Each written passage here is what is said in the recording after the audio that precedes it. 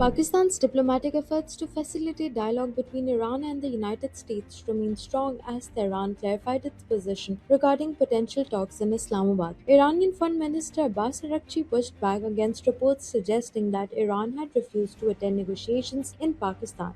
In a post on X, Araghchi said Iran's stance had been misrepresented by US media and emphasized that Tehran had never rejected Islamabad as a venue for talks. He thanked Pakistan for its diplomatic efforts and said Iran's participation would depend on the terms and conditions of negotiations aimed at ending what he described as an illegal war imposed on his country. His remarks followed a report by the Wall Street Journal claiming Iran had declined talks in Islamabad due to objections to US demands. Pakistan's Deputy Prime Minister and Foreign Minister Ishaq Dar welcomed Araghchi's clarification, calling it appreciated. Officials say Pakistan has been maintaining back-channel contacts between Washington and Tehran, relaying messages and building support for dialogue through engagements with regional and global partners. Despite these efforts, momentum for negotiations has slowed, with Tehran yet to formally signal readiness for talks. Diplomatic outreach continued as Ishaq Dar held separate conversations with Egyptian Foreign Minister Badr Abdulati and Bahraini Foreign Minister Abdul Latif bin Rashid Al Zayani. According to Pakistan's Foreign Office, discussions focused on regional developments, de-escalation, and support for dialogue. During talks with Bahrain, Dar highlighted the Pakistan-China five-point initiative aimed at promoting peace and stability in the Gulf and Middle East region. In Pakistan, leaders marked Easter by acknowledging the contributions of the Christian community to national development. President Asif Ali Zardari and Prime Minister Shehbaz Sharif issued separate messages praising Christians for their services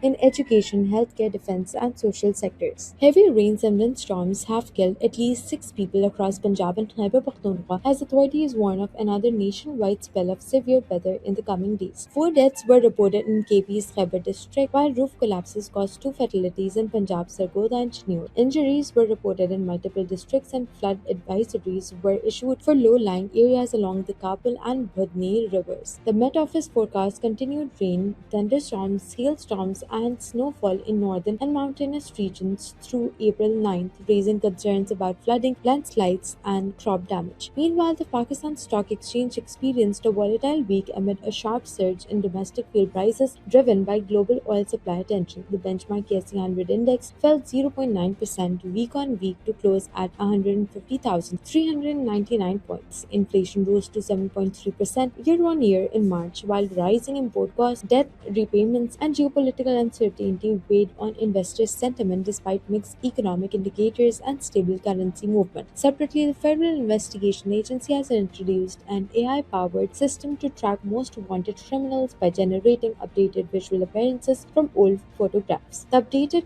digital Red Book will include detailed personal, financial, and case information. In Sindh, the first local outbreak of Mpox has claimed at least 4 newborns in Khairpur, part of 7 reported deaths in hospitals. Investigations indicate the babies may have contracted the virus through unsterilized hospital equipment, though underlying health complications contributed to fatalities.